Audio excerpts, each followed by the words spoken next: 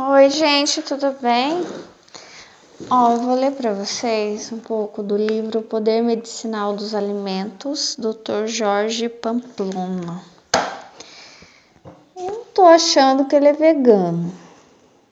Eu sou vegana e foi uma ótima escolha, né?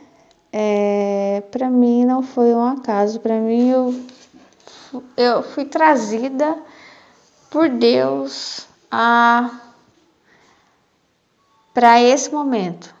Sei lá, como Esther foi escolhida, como para essa situação de veganismo, entendeu?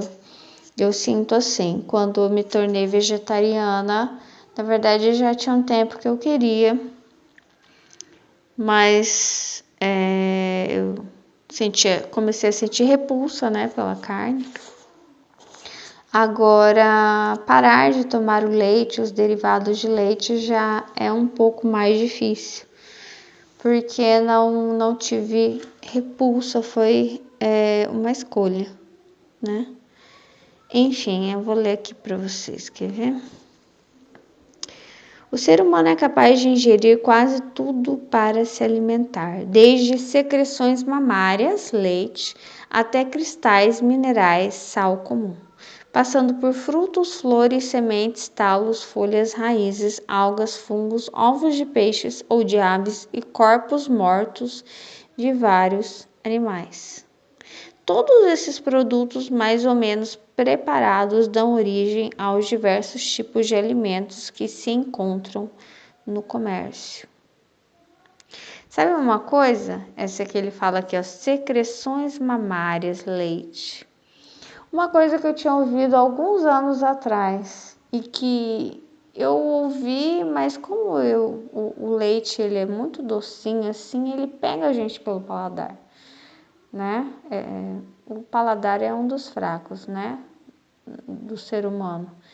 Eu vi assim que o leite ele é para o filhote e que não tem razão de ser, não tem sentido que os adultos tomem leite, que não tem função no organismo, né? E desde que eu virei vegana, uma das grandes dificuldades é que o leite está embutido em tudo. Em quase todos os produtos, receitas, né? E aí parece que ele vira uma necessidade, mas é uma necessidade que não é necessidade, né? Que é o paladar. Enfim, vou continuar a ler para vocês. O fato de podermos comer essa variedade de alimentos significaria que todos eles são igualmente apropriados para o consumo humano? Existiria uma alimentação especificamente adequada para os humanos que, além de nutrir, conserve a saúde e evite doenças? O engenheiro terminou seu trabalho. Aqui tem uma pergunta, peraí. Casualidade ou projeto inteligente? É o que ele está perguntando. A alimentação do ser humano é uma casualidade ou será que é um projeto inteligente? O engenheiro terminou seu trabalho. O reluzente motor recém-construído se encontra sobre a bancada de testes, a ponto de funcionar pela primeira vez. Aqui está o tipo de combustível que se deve usar neste motor, diz o engenheiro aos colaboradores. Nenhum outro trará ótimo resultado. E não se esqueçam do óleo, tem que ser precisamente deste tipo. Somente quem projetou e construiu um motor poderá recomendar com pleno conhecimento de causa o tipo de combustível e de lubrificantes que seu mecanismo necessita. Nossa, eu fiquei emocionada de ler isso aqui. Alimentos especialmente recomendados. E o que ocorre com o ser humano? Se seu aparecimento no planeta Terra é uma consequência acidental e imprevista do acaso evolutivo, Não deveria haver para ele uma alimentação adequada? Bastaria se adaptar aos alimentos disponíveis, pois sempre funcionariam bem e colaborariam com a saúde.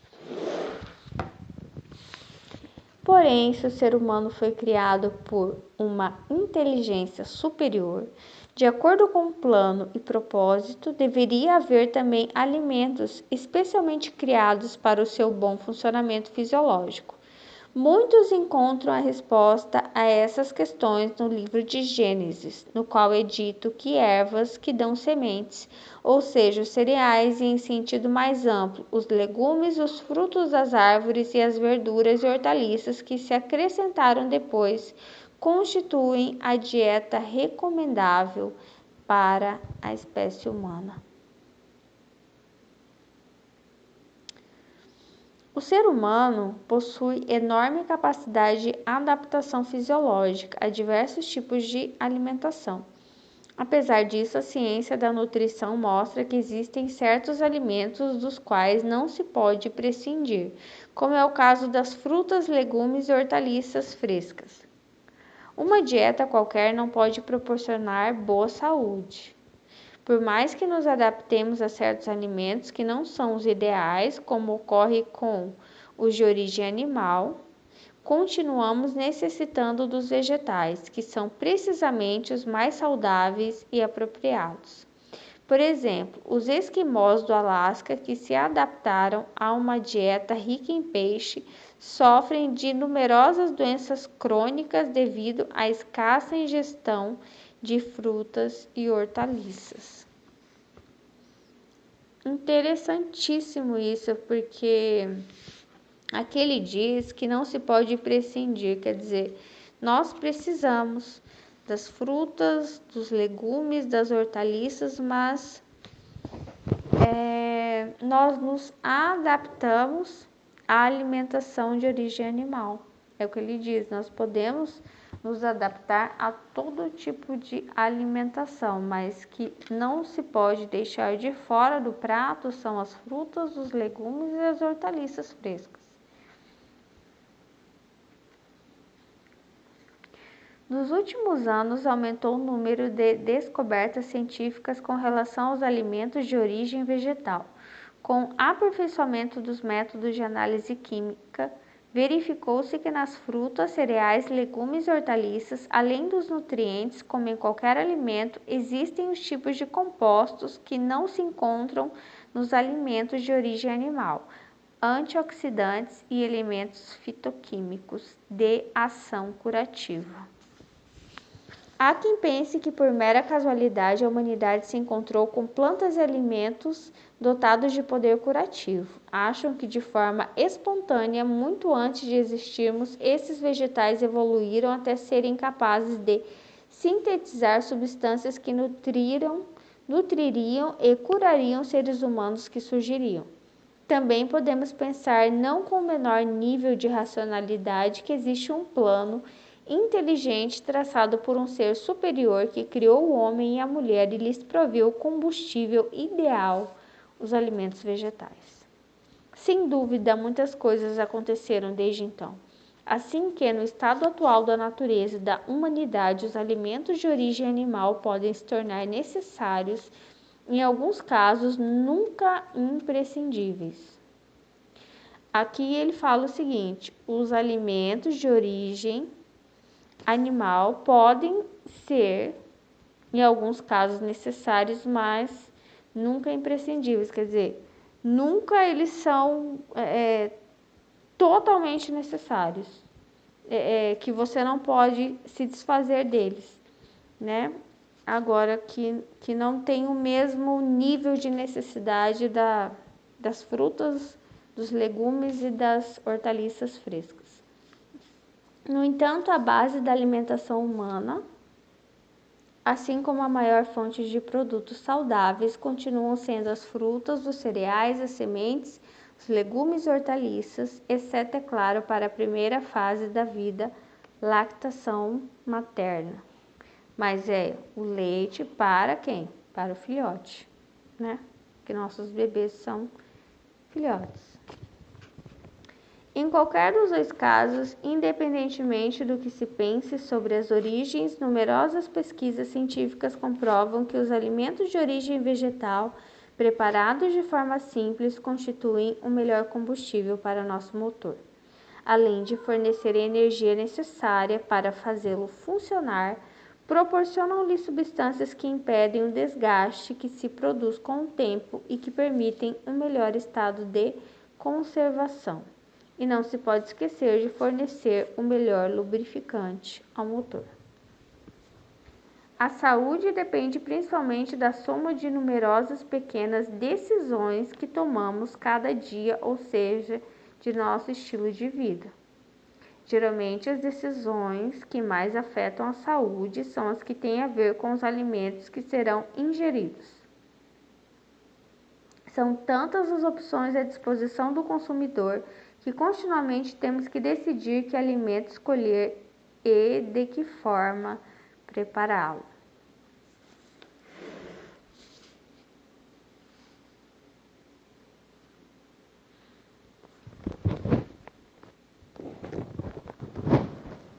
Muito legal, olha, eu já tinha olhado lá pra frente e não tinha lido essa parte. E maravilhoso isso aqui, eu achei super interessante isso aqui.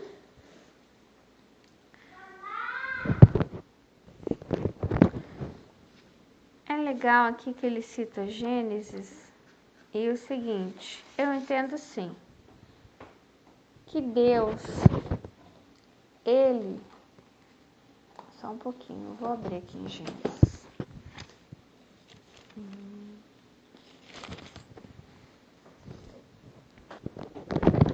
Achei Gênesis 1, 29. E disse Deus ainda: Eis que vos tenho dado todas as ervas que dão semente e se acham na superfície de toda a terra, todas as árvores em que há fruto que dê semente, isso vos será para mantimento. E a todos os animais da terra, e a todas as aves dos céus, e a todos os répteis da terra, em que há fôlego de vida, toda a erva verde lhes será para mantimento. E assim se fez. Ou seja,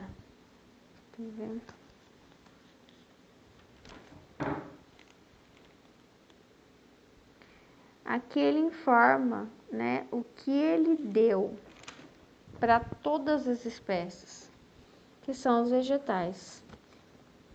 Todos, não só para o ser humano. Ó, todas as aves do céu, todos os animais da terra, todos os répteis, todos vão comer o quê?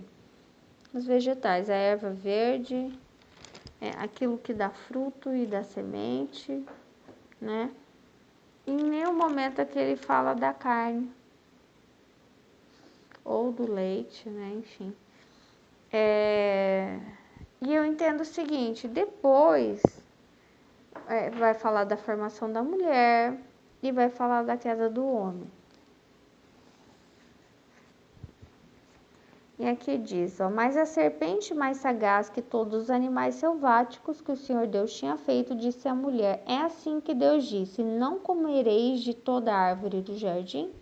Respondeu-lhe a mulher, do fruto das árvores do jardim podemos comer, mas do fruto da árvore que está no meio do jardim, disse Deus, dele não comereis, nem tocareis nele, para que não morrais. Então a serpente disse à mulher, é certo que não morrereis, porque Deus sabe que no dia em que dele comerdes, se vos abrirão os olhos, e como Deus sereis conhecedores do bem e do mal. Vendo a mulher que a árvore era boa para se comer, agradável aos olhos, e árvore desejável para dar entendimento, tomou-lhe do fruto e comeu, e deu também ao marido, e ele comeu. Abriram-se então os olhos de ambos, e percebendo que estavam nus, coseram folhas de figueira e fizeram cintas para si. Aqui, quando eles comem do fruto do bem e do mal, eles passam a ser como deuses, né? Como disse a serpente. E eles passam a ter o quê? Entendimento do quê? Do bem e do mal. Eles passam a manipular essas duas coisas ao seu bel prazer E eles começam a ter lógica, né? Raciocínio. E essa lógica, esse raciocínio contra Deus. Ó, Deus disse para vocês comerem isso, isso, isso. Não. Mas a partir de então, eu me decido. Eu decido aumentar o meu cardápio, enfim, entendeu?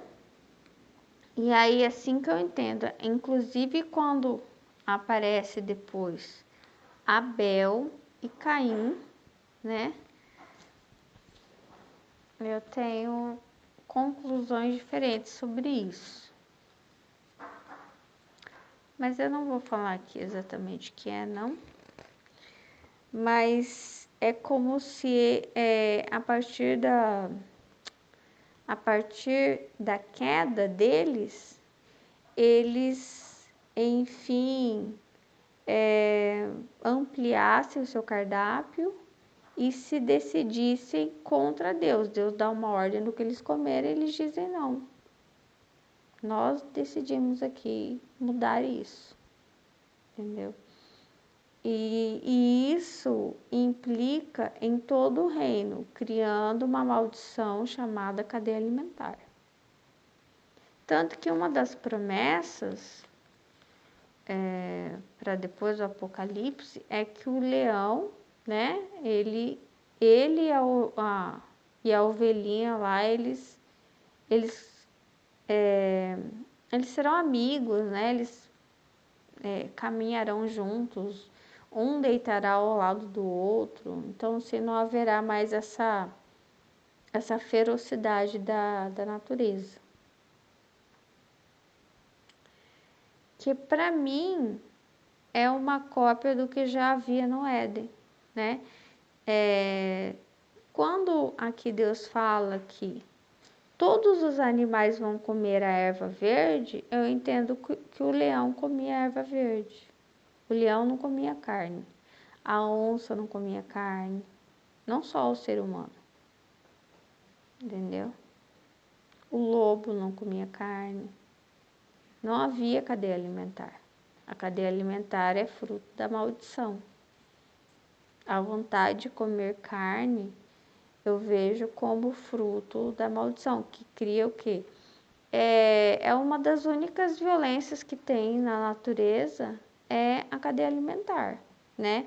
Tem a presa e tem o predador.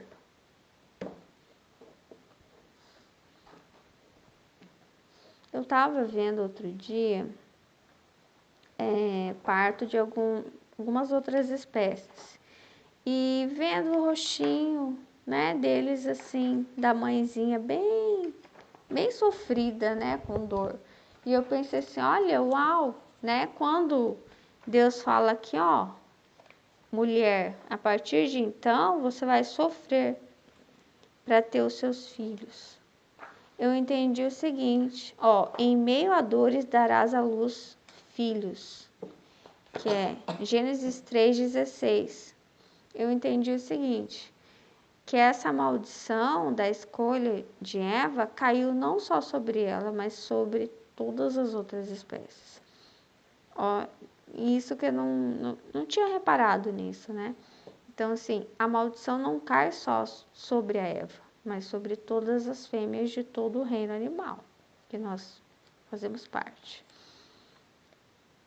Inclusive da cadeia alimentar, né? Por mais que a gente esteja fora da cadeia alimentar, porque nós vivemos em cavernas de tijolos, eu entendo, né? A gente faz a nossa própria caverna bem segura e nós estamos longe, né, das feras, por isso estamos seguros, mas a cadeia alimentar continua existindo e todas as outras espécies, de certa forma, também pagam por esse nosso erro.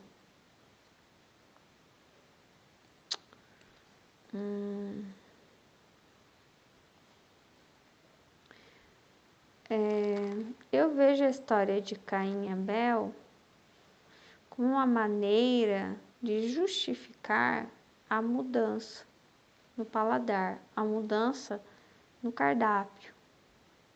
Como dizendo assim, ó, Deus aceita a oferta de Abel, que é oferta de carne, oferta de sangue, não a aceita de Caim, porque há uma mudança no cardápio, na alimentação.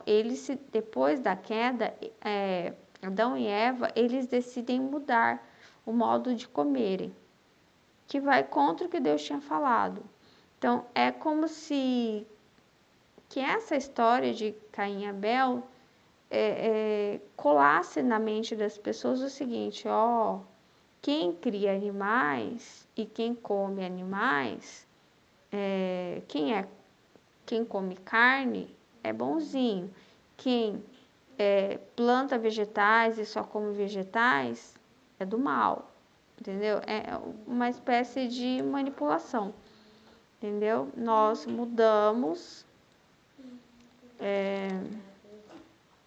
o nosso cardápio, né? E isso Deus está aceitando, é uma maneira de justificar a mudança, né? Abel, ele representa a mudança no cardápio. Para quem come carne, né? E Deus está aprovando. Então, quando fala aqui, né, que os dois ofereceram, né, os seus alimentos para Deus e Deus gostou da oferta de Abel, está dizendo que Deus aprova a mudança no cardápio, entendeu? Que isso provém para mim já do efeito da maldição da lógica, do uso do raciocínio. Deus deu uma ordem, mas eu começo a manipular as coisas, entendeu? É isso que o ser humano ele vai fazer depois para frente. Por exemplo, Deus deu uma ordem que ele deve ter só uma mulher, ela deve ter só um homem. E aí ele fala: não, agora eu vou escrever diferente. Nós vamos ter mais de uma mulher. Entendeu? E é o fruto do conhecimento do bem e do mal. Deus deu uma ordem, mas eu digo que não. Que Deus começa a aprovar as minhas escolhas agora. E as minhas escolhas, eu mudo o plano original. Por isso que Deus sempre tem me falado: volte lá no princípio, para que você entenda.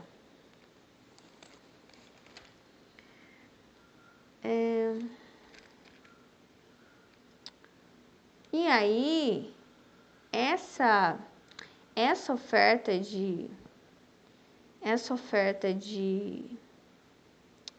legumes, né? Que representa Caim, e ele representa alguém violento, né? Enquanto Abel, que apresenta uma oferta de sangue e gordura, peraí, quer ver? Abel, por sua vez, trouxe das primícias do seu rebanho e da gordura deste. Agradou-se o Senhor de Abel e de sua oferta, ao passo que de Caim e de sua oferta não se agradou. Irou-se, pois, sobremaneira, Caim descaiu-lhe o semblante. O que é estranho, sabe por quê? Enfim, eu vou comentar aqui sobre Abel e Caim. É estranho que Deus não tenha gostado da oferta de vegetais de Caim, sendo que ele mesmo deu essa ordem. Ele deu a ordem para que fosse manipulado apenas vegetais, frutos, sementes. E aí, Abel, ele vai na contramão, né? Ele começa a... Quer ver?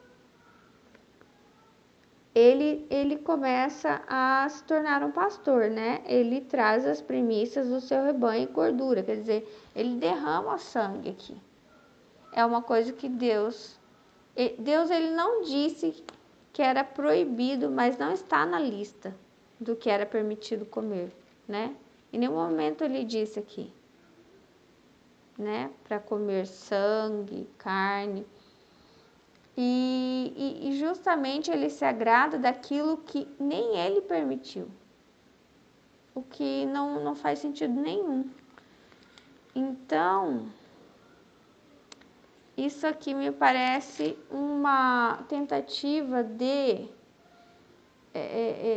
representar na mente das pessoas que aquele que cria e aquele que consome carne, ele é o protagonista e o outro é o vilão. É como se tivessem que abandonar e deixar para trás o período do Éden, em que eles apenas consumiam o que o próprio Deus tinha falado, que era apenas os vegetais. Então, assim, não temos, nós temos que abandonar essa época, isso para trás, porque isso é do mal, né? Comer só vegetais e oferecer vegetais a Deus é do mal, né? E o estranho é o seguinte, o Abel é que mata a sua oferta e, no entanto, quem é assassino é o Caim. Eu acho muito estranho isso, que assim,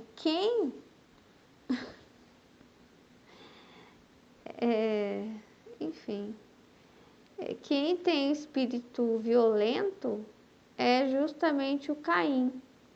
Caim que não tem coragem de matar nenhuma daquelas ovelhinhas, né? E o Abel que está sempre ali, sei lá, com algum instrumento cortante, ele justamente é o pacífico da história. Enfim, não faz sentido nenhum isso para mim. E isso aqui, enfim, acabei falando para vocês o que eu acho. Eu acho que é uma maneira de justificar a mudança que eles queriam fazer. E muitas vezes eu vejo assim, que o ser humano ele quer fazer uma mudança, então ele coloca Deus no meio para justificar aquilo que ele mesmo está com vontade de fazer. Então ele fala que não é ele, é Deus, né? Eu não creio que Deus queria modificar o cardápio. Não, eu acho que ele que contou uma história para justificar o passo que ele daria. É um grande passo, né?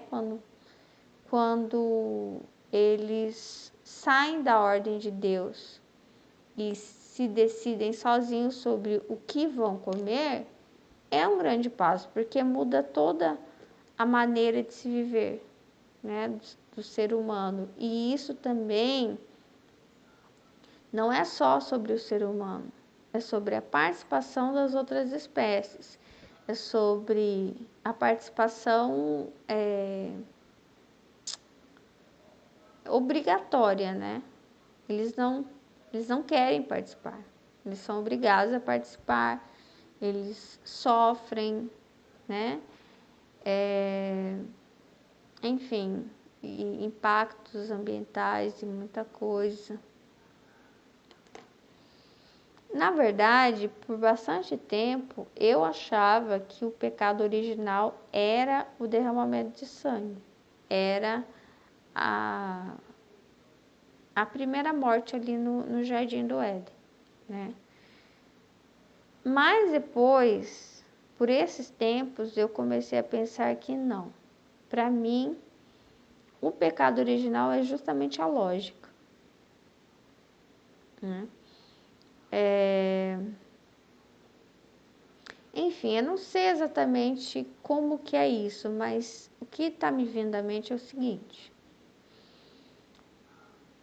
Como eu tive uma experiência fora do corpo e tive acesso ao céu, o que eu percebi lá é o seguinte, que lá não tem livre-arbítrio, tá? Que você tem um acesso imediato à verdade, ao amor, à paz, e, enfim, não tem livre-arbítrio, não tem escolha. E o que eu entendo que o Éden era justamente isso, um acesso imediato a um conhecimento, à verdade, ao amor, e não tem escolha. Não tem escolha, você vive de acordo com o que Deus falou. a ordem dele, fazer a vontade do Pai, o que Jesus sempre falou.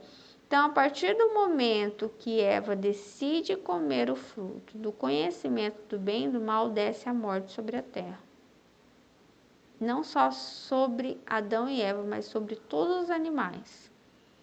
E para mim, aí eles começam a decidir, ó, nós não queremos só comer vegetais, porque nós caímos e agora nós nos decidimos. Deus falou isso, mas ele nos expulsou, caiu a maldição sobre nós e nós vamos comer o que a gente quiser. Então, para mim, uma das consequências do pecado é a cadeia alimentar, essa sensação de medo que muitas vezes dá à natureza, que a natureza não é só a parte bonita por causa da cadeia alimentar. Há o medo, né, de você ser comido por uma fera, por exemplo. E as diversas outras coisas que o ser humano ao longo do tempo ele vai escolhendo e algumas delas ele vai colocando Deus no meio. Por exemplo, oferta de sangue e gordura. Para mim, Deus nunca se agradou disso, né, de derramamento de sangue. Senão ele teria escrito lá no Éden, que era o que ele queria, que ele não queria dar vegetais. Ele queria justamente a violência, o derramamento de sangue, né? Os homens mansos herdarão a terra. Então, a oferta pelo pecado, oferta por um desejo, por um sonho, por uma cura, né? Por um milagre. Então, eles começam a derramar sangue por qualquer motivo, sabe? Sim, é bel prazer. Então, eles começam a se usar de outras espécies para realizar os seus propósitos, os seus desejos. Eles começam a acreditar que Deus, o Deus que eles servem, é o oposto do Deus do Éden, porque o Deus do Éden é o Deus que mantém as vidas intactas e oferece vegetais. Ó, é isso que... Aí, depois da queda, é muito estranho que a oferta de sangue é o que ele gosta. O vegetal ele não gosta. Ó, o Deus muda. Não é só o ser humano que muda aqui. Parece que o ser humano passa a mudar Deus e passa a influenciar Deus sobre a personalidade de Deus. E Deus passa a ter, depois do pecado, uma personalidade extremamente violenta. Violenta e contra a mulher, né? Porque, assim, há várias leis que são escritas e inspiradas por Deus que são totalmente misóginas, né? Então, é como se o ser humano, a queda do ser humano, influenciasse ou criasse um novo Deus, que é um Deus totalmente diferente do Deus que está lá no Éden, entendeu? E, portanto, eu sempre vejo isso. Sempre não. Tem uns anos, acho que tem uns 2 anos para cá que eu entendi isso. Que o ser humano, depois da queda, ele cria um novo Deus. Ele faz um Deus com características humanas e muitas vezes usando do nome de Deus. É o que Jesus fala, ó, eles vão matar em nome de Deus. Ele avisa, ó. Eu falo isso para que vocês fiquem atentos que essas coisas vão acontecer. Não só aconteceram no passado, né? Como depois de Jesus continuaram fazendo.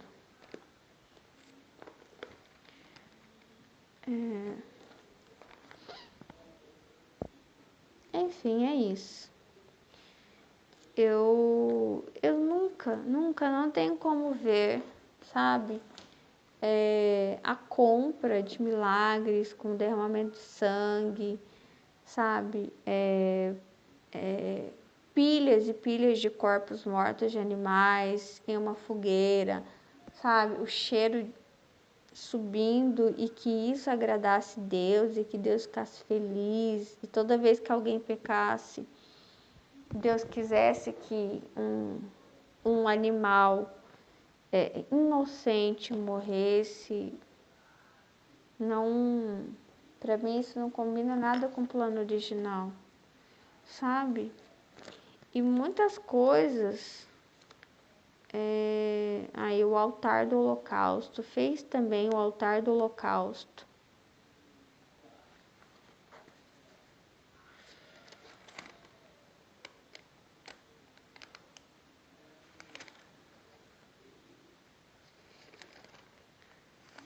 A verdade, vou dizer para vocês, tem vários sacrifícios que estão lá em Levítico, holocaustos, ofertas de manjares, sacrifícios. Isso aqui me dá arrepios. Eu sinto nisso aqui tudo a presença diabólica, sabe? Eu não gosto disso. Isso aqui me dá arrepios. Enfim. Mas não é só eu que acho isso. Tem algumas passagens na Bíblia mesmo que condenam isso aí, né? Mas enfim, é tudo, cada um acredita no que quer, né? Tô compartilhando com vocês sobre o que eu acredito, tá certo? Deus abençoe vocês e principalmente a sua saúde. Tchau.